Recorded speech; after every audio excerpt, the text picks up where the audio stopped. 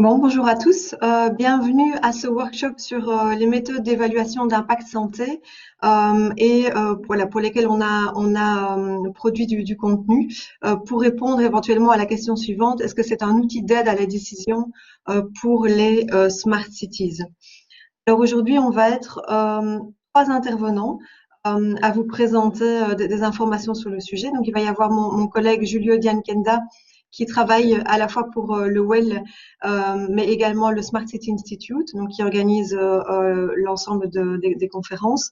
Moi-même, donc Lara Vigneron, qui suis coordinatrice du WELL. Alors, on va avoir la chance d'avoir la participation donc d'Amélie Debroux, qui est directrice générale de la ville de Hanu. Alors, avant de rentrer dans le vif du sujet, pour vous expliquer un petit peu pourquoi on est arrivé à ce sujet de recherche, il faut que j'explique un petit peu d'abord ce qu'est le WELL. Donc, pour ceux qui ne nous connaissent pas, donc le WELL, c'est un Living Lab dédié à la santé qui est actif sur le territoire wallon. Et notre mission, c'est de favoriser l'émergence de projets d'innovation dans le domaine de la santé et de les accompagner avec ce qu'on appelle une approche d'innovation ouverte, où on va impliquer ce qu'on appelle les utilisateurs des solutions innovantes qui sont développées, mais également les parties prenantes dans le processus d'innovation et donc dans le développement de ces innovations innovantes. Et donc généralement, on intervient dans le processus d'innovation assez en amont, donc vraiment au départ des besoins des utilisateurs ou de l'idée, jusqu'au concept, au prototype et dans certains cas jusqu'au produit fini.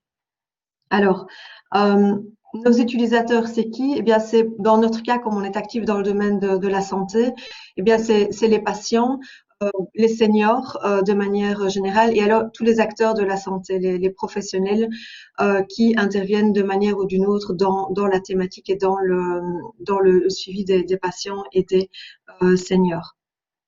Alors, on s'intéresse de manière générale à l'innovation technologique, et technologie au sens large, mais également à tout ce qui est innovation de pratique et innovation d'usage.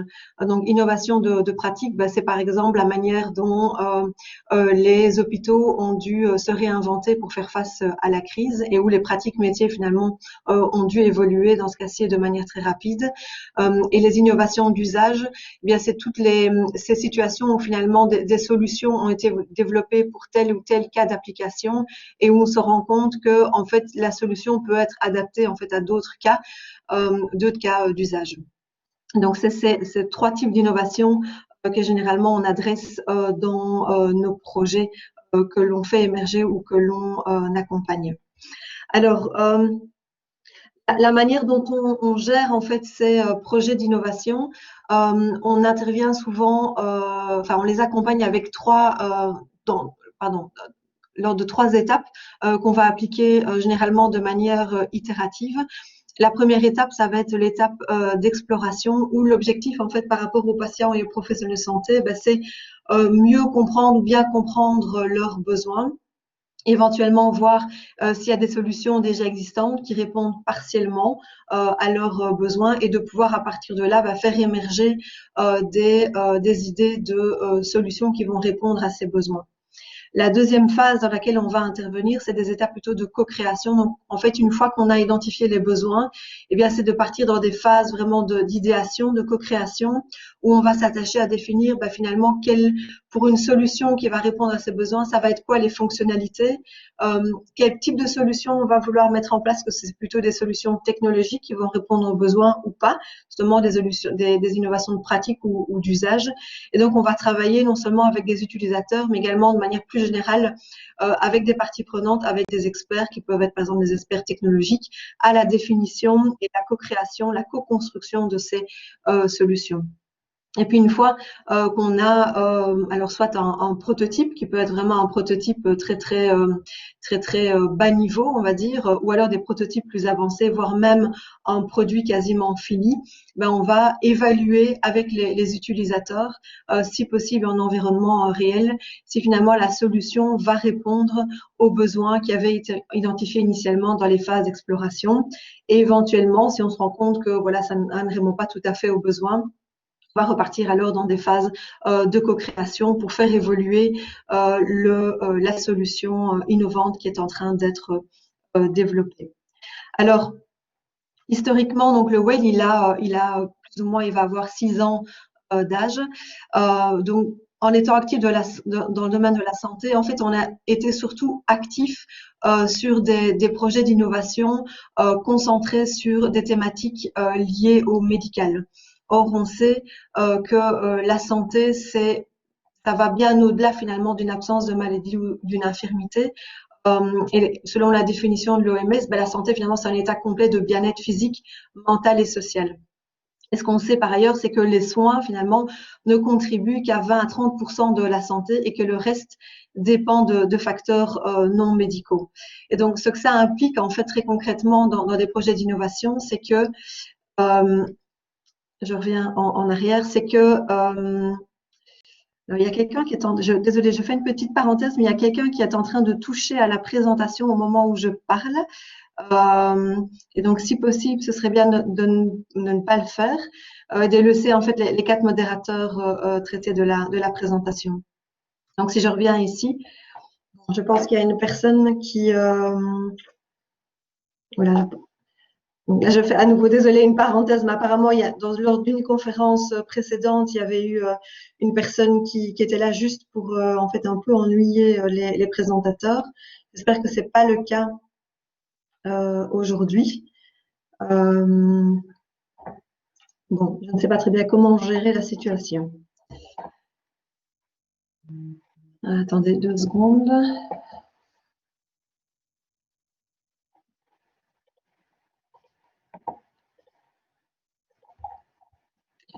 Bon, je vais...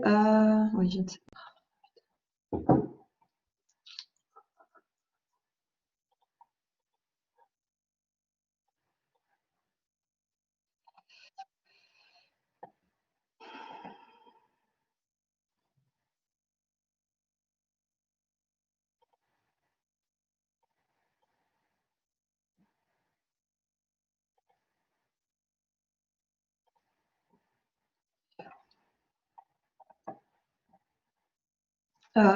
Alors, Julio, est-ce que je peux te demander de retourner dans la liste des participants qui s'étaient inscrits et de voir s'il n'y a pas un des participants actuellement qui n'a rien à y faire et qui est celui qui agite un petit peu les slides pour le retirer directement pour retirer cette personne de la session. Maintenant, je vais essayer de continuer de manière zen. Alors, donc, où j'en étais? Oui, l'idée, c'était de se dire, finalement, alors que généralement, bon, attendez, je vais faire autre chose. Je vais pour le moment arrêter de partager la présentation.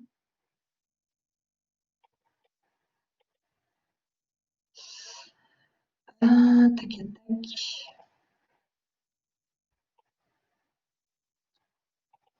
Non. Oui, j'arrête le partage. Alors, il faut que j'y arrive.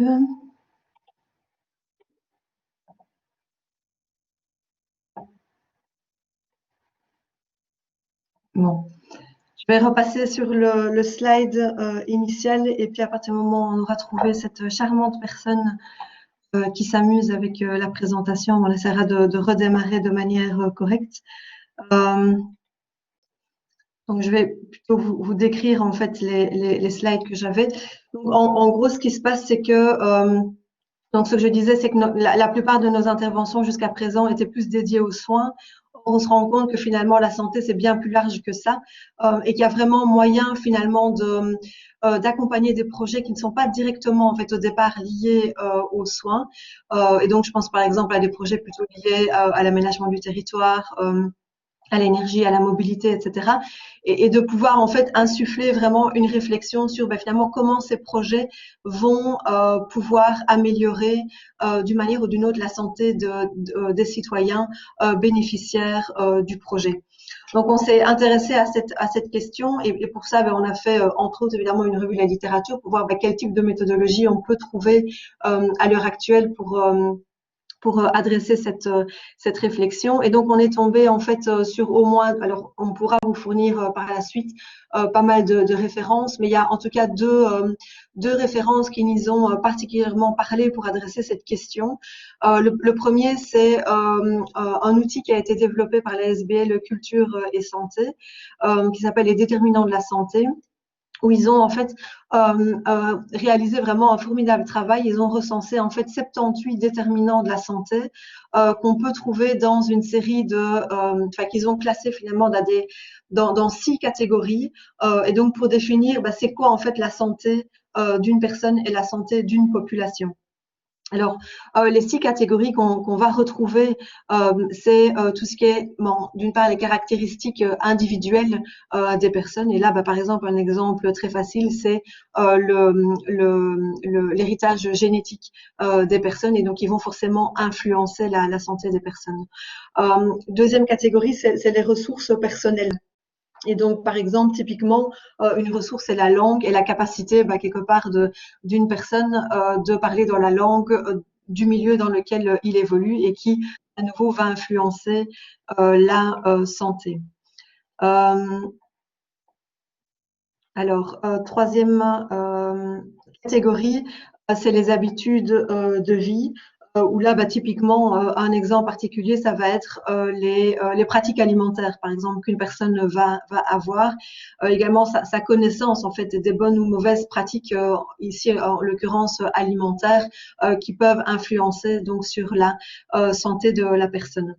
La quatrième catégorie, donc, c'est tout ce qui est conditions et situations de vie. Typiquement, ça va être le travail, les revenus, qui vont forcément influencer aussi la santé.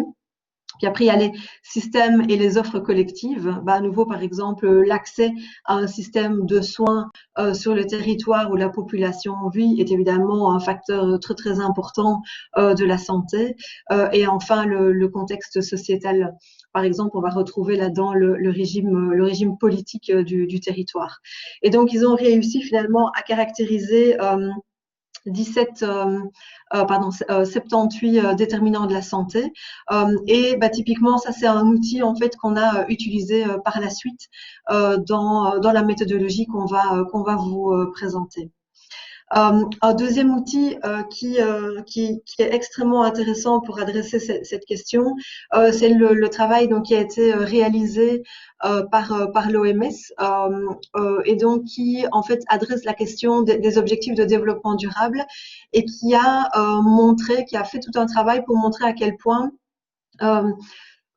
tous les objectifs de développement durable ont une influence en fait sur l'objectif santé, qui est en l'occurrence l'objectif numéro 3.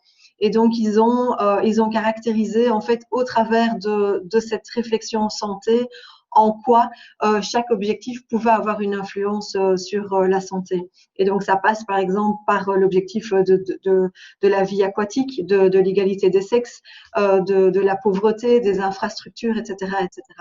Et donc, typiquement, c'est des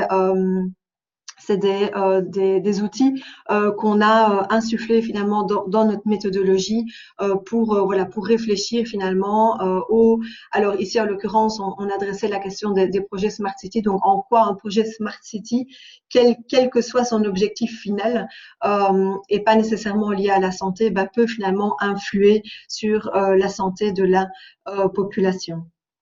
Alors, on a continué évidemment notre réflexion par rapport à ça et finalement on est tombé sur tout ce qui est études d'impact santé qui existent depuis plusieurs années et qui sont utilisées depuis plusieurs années dans différents domaines. Alors c'est quoi une étude d'impact santé? C'est finalement une étude, plutôt un outil d'aide à la décision qui est adressé initialement sur tout ce qui est politique publique, mais qui peut également être appliqué, c'est déjà le cas, à des programmes ou à des projets où l'objectif, c'est vraiment au travers de cette étude d'impact santé, de voir comment, à nouveau, cette politique, par exemple, peut améliorer la qualité de vie des citoyens, même si c'est pas l'objectif initialement adressé. Et de manière générale, ce type de caractéristiques, ce type d'étude possède 4 caractéristiques et objectifs. C'est d'une part d'anticiper donc les effets d'un projet sur la santé et la qualité de vie de la population. c'est dépasser l'angle sanitaire et donc prendre en compte vraiment tous les déterminants de la santé, et donc en l'occurrence ici les 78 déterminants de la santé, mais c'est aussi également réduire les inégalités en santé. C'est une question qui est vraiment très très importante dans ces études d'impact. C'est non seulement de voir en quoi finalement, ici en l'occurrence un projet peut avoir un impact positif sur la santé et comment on peut finalement maximiser cet impact positif, ou au contraire réduire un impact négatif qu'on aurait repéré. Mais c'est également la réflexion il y a également une réflexion derrière de se dire, OK, un projet, en fait, il cible généralement une population, mais dans cette population, il se peut qu'il y ait des sous-catégories avec des sous-groupes qui bénéficieraient moins finalement de cet impact positif, voire même pas du tout. Et l'idée de ces études d'impact santé, c'est vraiment de pouvoir identifier ces sous-groupes partiellement ou totalement exclus, et de voir comment on va pouvoir enrichir le projet pour justement aller les inclure au final. Et enfin, un des objectifs, c'est d'impliquer les habitants et donc les citoyens. Donc, c'est vraiment de soutenir la participation citoyenne dans la mise en œuvre de ces projets et de pouvoir donc sensibiliser les acteurs concernés non seulement à vraiment l'importance de la participation citoyenne, et bien sûr de les sensibiliser à l'objectif santé qui sous-tend finalement n'importe quel projet ou n'importe quelle politique qui peut être mise en place. Et donc, le but ultime de ce type d'études, c'est d'amener finalement les décideurs, soit des décideurs au niveau politique, programme ou projet, à se rendre compte de l'impact que peuvent avoir leurs actions sur la santé, et finalement à les sensibiliser et à enrichir ce qu'ils veulent mettre en œuvre pour maximiser les impacts positifs. Alors, ce qu'on va trouver dans la littérature, alors ça peut être de la littérature vraiment plutôt scientifique, mais également il y a pas mal de cas d'études qu'on peut trouver qui montrent en fait l'intérêt de ce type d'études. Il y a en gros 3 grandes catégories d'études d'impact santé. Qui en fait varient selon leur taille quelque part et leur niveau de détail. Donc il y a des études qui peuvent être très très approfondies et qui vont prendre plusieurs mois, voire ça peut aller jusqu'à par exemple 1 an, mais il va y avoir forcément une participation citoyenne, mais il va y avoir également, au-delà de l'analyse qualitative qu'on peut faire au travers de ces ateliers participatifs, beaucoup d'analyses quantitatives. Et l'idée va être d'aller très très loin dans la justification finalement de OK, pourquoi telle action dans un projet peut avoir un impact positif ou négatif sur la santé. Et ce type d'étude va vraiment s'attacher à démontrer en fait le lien entre une action et un impact spécifique. Alors il y a des études plus intermédiaires et des études plus rapides. Où finalement la quantité d'analyse qualitative et quantitative va varier en fonction du type d'étude, et bien sûr l'idée de faire une approfondie, une intermédiaire, une rapide, ça dépend fortement du contexte de la politique qui doit être mise en œuvre, du projet, et de voir évidemment en fonction des parties prenantes qui vont être inclus dans la réflexion, aussi quel est leur degré d'implication et le temps tout simplement qu'ils peuvent mettre à ce type d'études.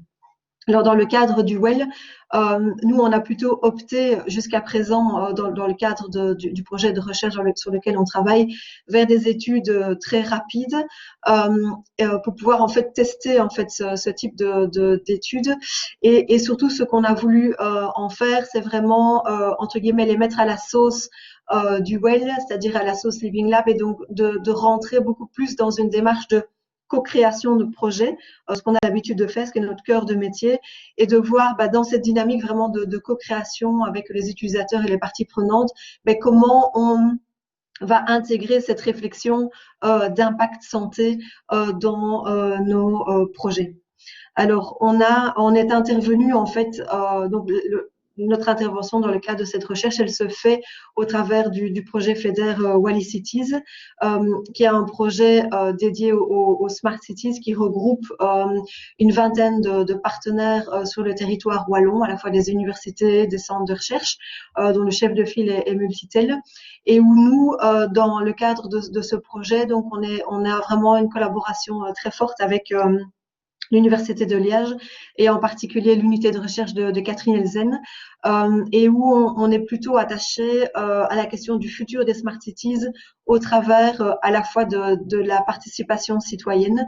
Et donc, en gros, ça signifie quoi la participation citoyenne dans une Smart City, avec une thématique plutôt dédiée au bien-être et donc à la qualité de vie, à la santé des citoyens. Alors, dans le cadre de ce projet de recherche, ce qu'on a fait, c'est finalement, voilà, se pencher sur la question de l'étude d'impact santé. Et une fois qu'on a voilà évalué, nous, on s'est dit, il y a vraiment un intérêt par rapport à l'accompagnement qu'on peut réaliser. C'est trouver finalement des projets pilotes sur lesquels on pouvait appliquer ce type de méthodologie. Et on a eu beaucoup de chance puisque finalement la ville de Anu a accepté finalement de servir de cobaye par rapport à cette méthode.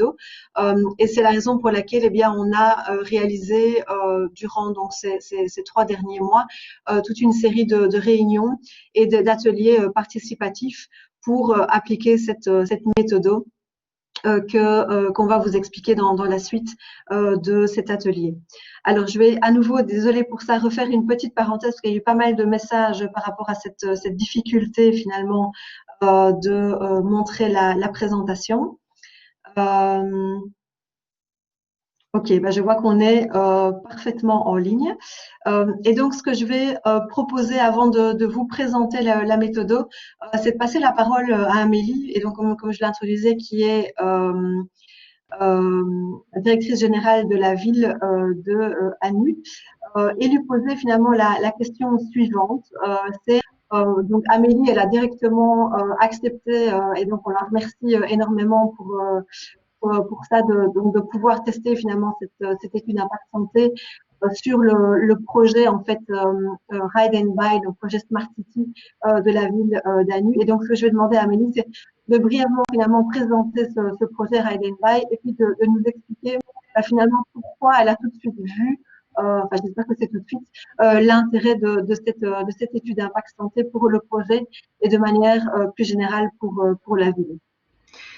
Oui, merci Lara. Ça a été un plaisir pour nous de collaborer avec vous. Et donc, en fait, Ride and Buy, c'est un projet qu'on a co-construit avec des étudiants du secondaire il y a maintenant un peu plus d'1 an, même bientôt 2, dans le cadre donc, de l'appel à projet Territoire Intelligent, où on leur a laissé le champ libre. On était au lendemain de la marche pour le climat, et on leur a dit, mais voilà, vous pouvez développer une thématique qui vous fait plaisir, et donc on a fonctionné avec des post-it, etc. Donc on avait déjà pris le parti pour ce projet de le co-construire. Et donc, les étudiants qui ont collaboré avec nous ont choisi la thématique de la mobilité et du commerce local. Et donc, on en est arrivé, après quelques séances d'idéation, au développement. Enfin, l'idée, c'est de favoriser les commerces locaux, donc favoriser la mobilité douce et récompenser les gens qui utilisent la mobilité douce dans les commerces locaux. Donc, l'objectif, il est double, à la fois celui qui va se déplacer à vélo ou à pied. Il va recevoir des récompenses qu'il pourra ensuite aller dépenser dans les commerces de nos centres-villes, puisqu'on sait que les centres-villes souffrent aussi parfois voilà, au niveau des grandes surfaces et autres. Donc ça, c'était l'objectif à la base. Et de là, en fait, on va mettre, l'idée, et on commence le développement en janvier, c'est de développer une application qui va déterminer des itinéraires sécurisés, parce qu'on n'a pas énormément de pistes cyclables, qui va aussi permettre de développer des communautés d'utilisateurs où les gens pourront se déplacer aussi ensemble, et de fédérer au niveau des commerces, et donc avec un système de points que donc les gens, imaginons, font 10 km, ils vont avoir 10 points, donc 10 km à vélo, 10 points, et ces 10 points, ils pourront aller les dépenser dans les commerces de notre centre-ville. Et à côté de ça, on a le projet aussi de mettre en place des infrastructures, parce qu'on sait que c'est important, des infrastructures qui vont pouvoir accueillir les vélos, mais aussi de mettre des vélos à disposition. Donc ça, c'est le projet de base. Et c'est vrai qu'au niveau de la santé, on n'avait rien envisagé par rapport à cet aspect-là. En tout cas, c'est quelque chose qui n'est pas du tout, quand on développe un projet, qui n'était pas du tout... je ne vais pas dire logique, mais c'était vraiment un aspect qui n'était pas développé du tout dans le cadre du projet. Et c'est pour ça que quand vous nous avez proposé d'être un peu pilote et de développer de tester la méthodologie sur nous, en co-construction, on a saisi cette opportunité, d'autant plus qu'on avait déjà des gens en interne et en externe qui étaient intéressés, et donc c'était aussi un moteur de pouvoir voilà, fonctionner en co-création. Merci Amélie. Alors je vais passer la parole maintenant à Julio qui va en fait vous présenter vraiment étape par étape ce qui a été réalisé jusqu'à présent avec la ville de Anu. Bonjour à tous. Donc voilà, je vais vous présenter donc les étapes qui ont été mises en place au sein de la ville de Anu. Tout ça s'est fait, comme vous le savez, dû à la situation de façon numérique. Vous allez le voir, on a été assez inventif. Et donc, on a pris contact avec la ville de Anu pendant les grandes vacances dans le courant du mois d'août et la réponse a été très vite positive. Et donc, s'en est suivi une réunion préparatoire où on a défini avec Madame la directrice générale et trois de ses collaboratrices, des personnes et des parties prenantes qui allaient être impliquées dans le processus. Ensuite, le premier atelier portait sur le diagnostic. Donc, le diagnostic, c'est l'atelier où on va aller déceler les déterminants de la santé qui vont être impactés par le projet, positivement ou négativement, et également les groupes de personnes qui sont potentiellement exclus des bénéfices de ce projet. Donc ça, c'est l'atelier 1. L'atelier 2, ça porte sur l'analyse, où on va aller étayer tous ces impacts, tous ces liens qui ont été décelés lors du diagnostic. Donc, dans un cadre normal, cette analyse peut se faire via documents scientifiques, documentation scientifique ou articles scientifiques. Et ici, on l'a fait plutôt sur le ressenti des participants. Donc, on a analysé tous les impacts qui ont été décelés. On a également été plus loin dans l'analyse des groupes exclus. Et dernièrement, on a tenu l'atelier solutions. Et donc, l'atelier solutions, c'est l'atelier durant lequel les participants ont pu enrichir le projet. Donc, la suite, ce seront les recommandations qu'on fournira à la ville. Ce sera dans le courant du mois de janvier. Donc, voilà, pour commencer, donc d'une façon un peu plus méthodologique, on a déconstruit le projet de Anu on a décomposé le projet de Anu en différents objectifs stratégiques, opérationnels et en action pour pouvoir mieux agir sur chaque composante du projet.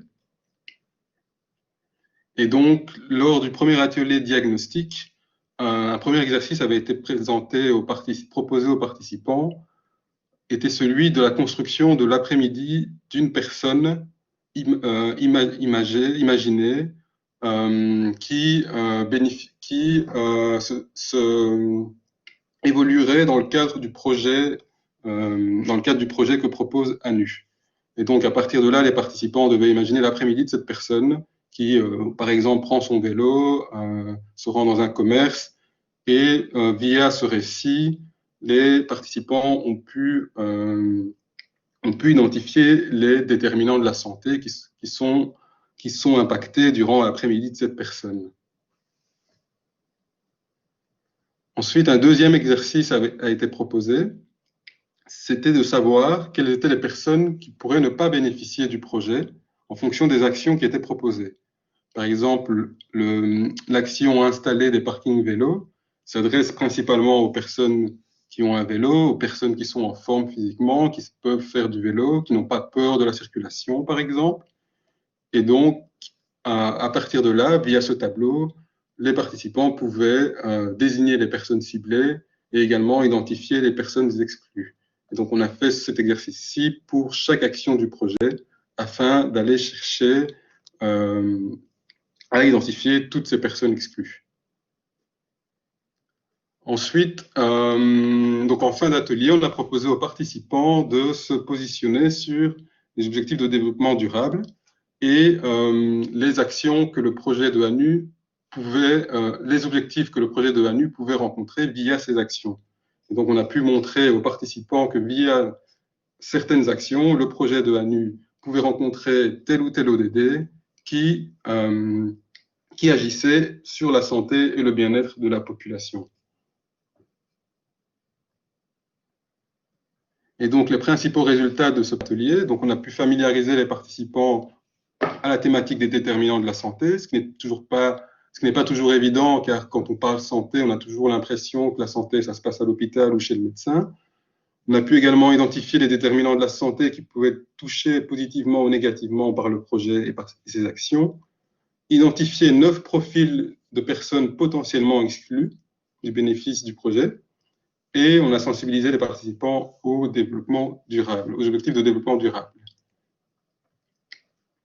Le second atelier, c'était l'analyse. Donc, on a pu aller plus loin dans l'analyse des impacts du projet à travers 3 questions. Donc, quels étaient les éléments qui permettaient de qualifier l'impact, qu'il soit positif ou négatif? Comment mesurer les impacts, donc la question des données. Donc, ça, c'est une question utile pour la commune, utile pour la commune pour que pour la suite, elle puisse un peu suivre ces données. Et puis, comment collecter ces données et si des dispositifs supplémentaires étaient nécessaires. Donc, comment collecter ces données? Ça pouvait aller par l'installation de capteurs, par exemple le nombre de vélos qui passeraient dans une rue, ou via une application pour l'effort consenti par la population, l'effort physique consenti par la population. La deuxième partie de cet atelier a été le travail sur les 9 profils de personnes exclues, et ici également à travers 3 questions. Et pour ces personnes exclues, on les a rattachées aux actions qui agissaient sur ces personnes en posant 3 questions également. La première était de comment pouvoir évaluer le nombre de ces personnes, comment accéder aux données et quelles données fallait-il collecter pour accéder à ces personnes. Ensuite, quelles actions supplémentaires pouvaient être mises en place pour mieux inclure ces personnes. Et enfin, comment évaluer l'inclusion de ces personnes, quelles données seront à collecter pour s'assurer que les actions qu'on aura décidé de mettre en place ultérieurement pourront produire leurs effets. Donc ça, c'était la deuxième partie de l'analyse. Donc les principaux résultats de cet atelier analyse, donc au niveau des impacts sur la santé, donc on a pu travailler sur les données et les moyens de mesurer ces impacts. Et concernant les inégalités, on a pu aussi travailler sur les moyens d'identifier ces personnes et trouver des solutions pour réduire ces inégalités et des moyens de suivre l'application de ces solutions. Pour exemple, on avait par exemple les personnes qui étaient en manque d'information, faisaient partie d'un des groupes de personnes exclues. Et pour ces personnes en manque d'information, les solutions pouvaient être d'imaginer un format toute boîte par rapport à la communication sur le projet, ou alors accentuer la communication de façon plus stratégique à des endroits stratégiques de la ville, par exemple la gare, les lieux fréquentés comme la piscine ou le Plopsa Land de Anu. L'atelier solution. Donc l'atelier solution, on a ici identifié les différents impacts prégnants du projet qui sont ressortis au fil des ateliers. Donc, on avait par exemple l'espace apaisé, la convivialité et les rencontres, donc ce que les participants ressentaient de leur projet. Et là également, pour maximiser les effets positifs du projet, on a travaillé sur 3 composantes. Ce que la ville peut faire et ce que la ville peut mettre en place pour que le projet soit encore plus waouh. Ce que moi, je peux faire en tant que citoyen ambassadeur. Donc, la thématique de citoyen ambassadeur était ressortie lors de l'analyse où les citoyens souhaitaient s'impliquer davantage dans le projet. Et ce que l'application que va mettre en place la ville de Anu peut aussi apporter pour faire en sorte que ces effets positifs soient encore plus waouh, comme on l'a dénommé. L'autre partie de cet atelier solution, c'était de travailler sur un profil de personnes exclues, et ce profil était les personnes sans smartphone. Le projet de Anu va proposer une application et donc mettre en avant aussi tout ce côté connecté, mais on a décelé que des personnes pouvaient être exclues, et ces personnes sans smartphone vont sûrement avoir moins d'accessibilité au service du projet. Et donc, on a proposé aux participants de se pencher d'abord de déterminer quels services serait plus difficilement accessible à ces personnes, et également de comment faire évoluer le projet pour plus d'accessibilité. Et donc, trouver des plans B au fait que tout soit connecté et, par exemple, de proposer la cartographie que la ville de Hanu proposera sera également proposée en format papier, par exemple. Une cartographie mobilité douce où on aurait accès à tous les points, à toutes les pistes cyclables sur la commune. Et donc, des solutions comme proposer cette carte en format papier ont été mises en avant. La troisième partie de cet atelier solutions a été d'imaginer des solutions pour tous les 9 profils de personnes exclues identifiés. Et donc, on a mis les participants dans la position de Luc, qui est une personne qui est super intéressée par le projet et qui a des moyens illimités. Et donc, place aux participants d'imaginer toutes les solutions possibles que Luc pourrait mettre en place pour aider toutes ces personnes exclues à profiter des bénéfices du projet. Et donc, les principaux résultats de cet atelier de solutions ont été l'enrichissement du projet à travers les attentes de chacun, ce que la ville pouvait apporter, ce que moi, citoyen, je pouvais apporter au projet, et ce que l'application qui sera mise en place devra contenir pour maximiser tous ces effets positifs. On a également travaillé sur les personnes exclues pour faire en sorte qu'elles soient le moins exclues possible et qu'elles puissent bénéficier également du projet. Et on a enrichi le projet à travers la réponse aux inégalités. Et donc, quand on parle d'enrichissement, on parle également aussi de la volonté du citoyen et des étudiants qui étaient présents autour de la table de s'impliquer davantage dans le projet. Donc, les demandes n'ont pas été adressées uniquement qu'à la ville, mais les citoyens décident également de prendre part aux évolutions du projet. Et donc voilà, ici, je vais adresser une question à Madame la directrice générale, et donc sur son retour d'expérience sur ces ateliers participatifs, qui n'ont pas pu être tenus en présentiel, mais dont je pense qu'on a fait le maximum pour qu'ils soient le plus vivants possible, grâce aux outils qui nous sont offerts. Oui.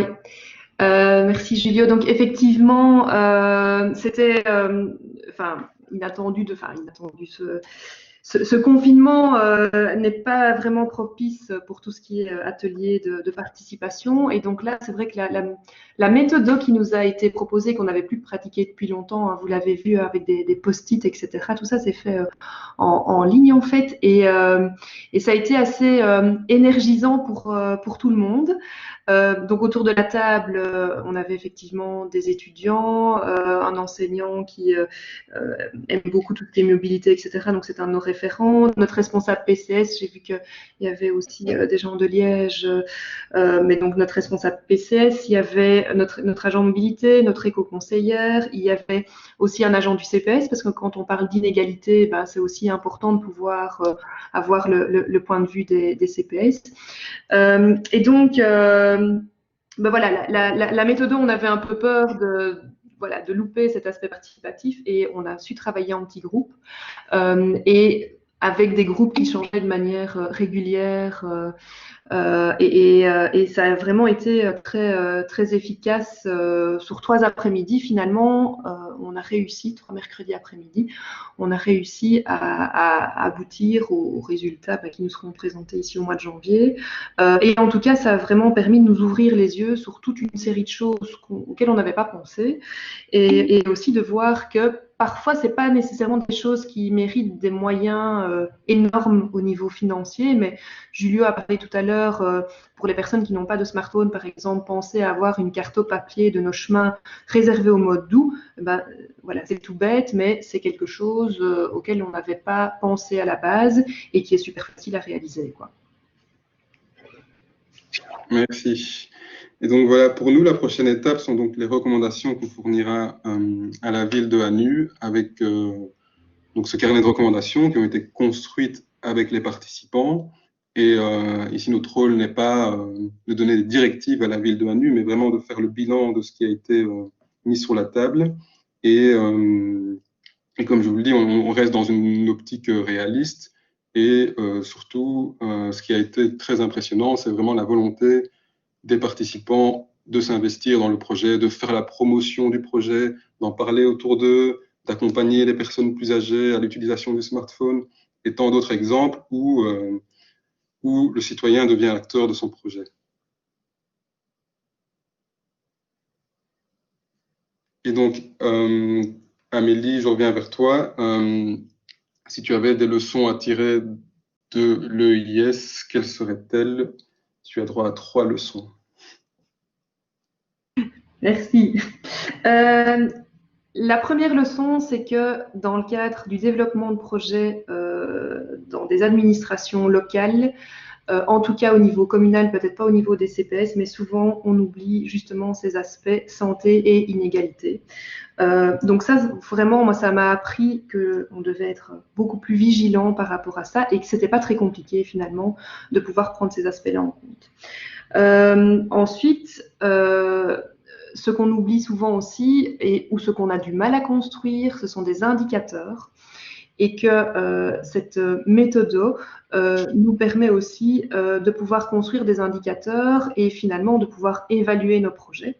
Donc, je pense qu'au niveau des administrations communales, avec nos PST, on doit tous essayer de pouvoir évaluer nos projets et autres. Donc, c'est pas nécessairement une culture qu'on a non plus dans les administrations locales, mais je crois que par contre que c'est super important de pouvoir construire ces indicateurs et notamment cette méthode nous a permis de pouvoir en envisager et en construire. Et ensuite, et ça, il n'y a rien à faire, et on le dit quand même depuis un petit temps, on n'a pas toujours le temps pour le faire, mais la co-construction, le temps qu'on prend à co-construire un projet avec les différents services intéressés, mais aussi avec un regard externe, soit d'autres administrations, soit de citoyens tout simplement. Mais si à la base ça prend peut-être plus de temps, ça permet d'aboutir à une construction, enfin, à un projet final qui est beaucoup plus abouti et qui répondra beaucoup plus aux besoins d'une majorité de citoyens. Et donc, c'est aussi l'intérêt de cette méthodologie-là avec le fait de réduire les inégalités, c'est qu'ici, finalement, avec vraiment, et c'est de petites choses qu'on peut mettre en place en plus et qui ne vont pas coûter grand-chose et qui ne vont pas prendre nécessairement des ressources humaines énormes, et on va plutôt, finalement, d'avoir un public cible peut-être de, je sais pas, je prends un exemple de 2000 personnes, mais on va peut-être pouvoir plutôt, alors, du coup, brasser 4000 personnes. Et donc, ça, c'est aussi intéressant. Parce que c'est l'objectif aussi d'un service public, c'est de pouvoir toucher le plus grand nombre de citoyens. Merci. Merci. Donc, voilà, je vais vous laisser aussi la parole à vous, participants, si vous souhaitez poser des questions via le petit bonhomme qui lève la main. Je vais réactiver les micros de tout le monde et vous aurez la main mise sur votre micro, donc n'hésitez pas à lever la main et poser une question ou alors à continuer à interagir via le chat. Merci.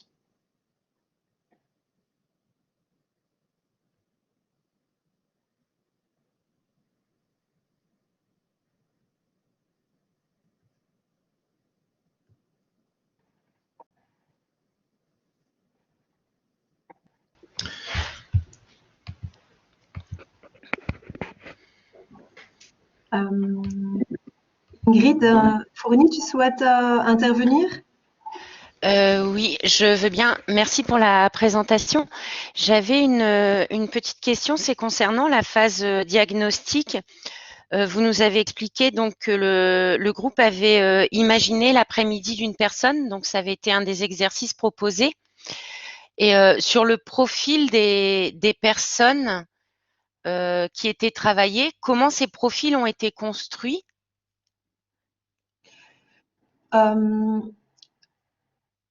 Je réponds, Julio, ça te va? Oui, tu peux répondre. Donc, en fait, on a travaillé en sous-groupe, donc il y avait, je me souviens plus, je pense une douzaine de participants lors de ce premier atelier. Et donc on a développé différents personas et chaque sous-groupe avait son propre persona et on les a imaginés en fait en se disant finalement le projet avec les différentes actions, hein, c'est ce que Julio a montré, comment on a découpé finalement le projet en actions. Et donc, quelles sont finalement les grandes caractéristiques ou les grandes catégories de personnes qui vont utiliser, qui vont être bénéficiaires de ces différentes actions. Et donc, on a essayé de faire donc en l'occurrence ici, 3 personas un peu réalistes. Alors, je ne me souviens plus par cœur, mais on est parti vers un étudiant, puisque ça faisait partie des groupes cibles, vers un couple et vers une personne seule, en sachant que, alors je ne sais plus lequel était lequel, mais il y a en tout cas un des personnages qui habitait suffisamment loin. Un autre qui avait l'habitude d'aller au centre-ville, et un troisième, je ne sais plus exactement quelles étaient les caractéristiques, mais donc c'est vraiment en fonction, en gros, c'est vraiment en fonction du découpage en actions. On a essayé de splitter ces différentes caractéristiques en 3 personas réalistes. Et donc on leur a demandé finalement, on va d'imaginer une après-midi idéale ou en tout cas agréable en utilisant un maximum des actions du projet de ANU, mais tout en étant une après-midi réaliste, quoi. Il ne fallait pas utiliser a priori la totalité des 7 ou 8 actions qui sont dans le projet. Ok, merci. Alors, on a une autre question de Monsieur Stan Gerlin. Oui, merci beaucoup pour cette présentation, Grégoire Stangerlin du plan de cohésion sociale de la ville de Liège. Donc, j'ai été vraiment intéressé par votre méthodologie de construction et aussi votre laboratoire. Au niveau de la ville de Liège, nous avons créé un groupe de travail interdépartemental où nous essayons de mettre en place un laboratoire autour de la question de la sensibilisation à l'alimentation saine, locale et durable. Et donc, c'est effectivement votre approche méthodologique, mais aussi votre analyse d'impact nous intéresse beaucoup. Et notamment pour faire le lien avec le projet avec les écoles, nous avons mené l'année passée une enquête auprès de l'ensemble des écoles communales pour voir quel est l'intérêt pour mettre en place des actions de sensibilisation à la question de l'alimentation saine et sous-jacent à ça, évidemment, tout un travail par rapport à une autre approche de la santé orientée vers la prévention. Et là, effectivement, il se pose maintenant la question dans le contexte actuel, mais comment opérationnaliser cela. Et donc, je pense qu'il y a en tout cas un intérêt pour voir mais comment on peut profiter de votre expertise pour aller plus loin au cours de l'année prochaine pour en tout cas mettre en place des actions avec les écoles communales. En tout cas, merci beaucoup pour votre présentation. Merci beaucoup pour votre intérêt. Donc, ce sera avec grand plaisir de pouvoir en discuter par la suite et voir comment on pourrait collaborer sur les sujets et comment effectivement on pourrait mettre en œuvre ce type de méthode qui doit évidemment être adapté à chaque contexte.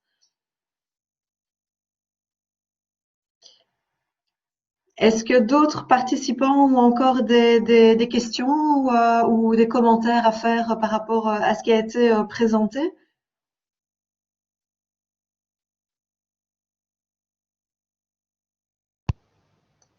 Peut-être je peux dire 2 mots. Bien sûr. Oui, Christelle Philippa, je travaille à l'ICEP dans la cellule de recherche environnement et santé. Donc voilà, je suis un peu passée par ici, on va dire par curiosité, voir ce que vous faisiez. Et comme à l'ICEP, on essaye de plus en plus d'aller vers de la recherche avec des citoyens et autres. Ça donne pas mal d'idées très intéressantes, même si on est dans des choses plutôt complémentaires à ce que vous faites. Hein. Et voilà, je voulais vous remercier parce que ça ouvre l'esprit vers quelques pistes et puis pas qu'ici, si on ne se croisera pas à l'occasion sur un projet de chez vous, de chez nous. Voilà, merci. Ce serait avec plaisir parce qu'en fait, dans le cadre du projet Wallis Cities, mais sur d'autres actions, on a travaillé avec l'ICEP, en fait, avec deux de vos collègues. Et aussi lié, en fait, un des projets, c'était la pollution autour des écoles. Et on a eu des actions autour de l'école Sainte-Véronique à Liège. D'accord. Ben voilà. C'est très bien. Merci beaucoup. Merci beaucoup.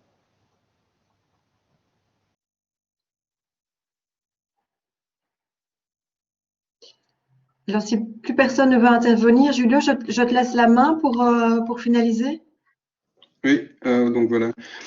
Ah, il y a une demande. Ingrid, tu veux? Oui, peut-être une dernière question et peut-être qui s'adresse plutôt peut-être à Madame Amélie Debroux.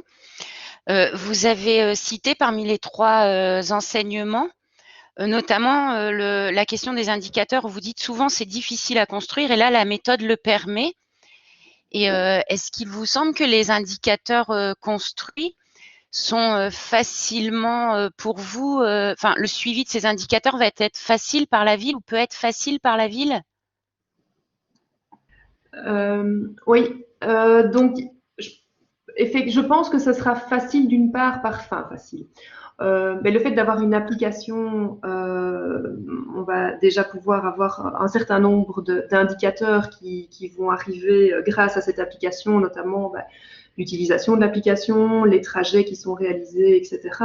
Parce qu'à la base, notre public cible, nous, c'était les étudiants, donc voilà.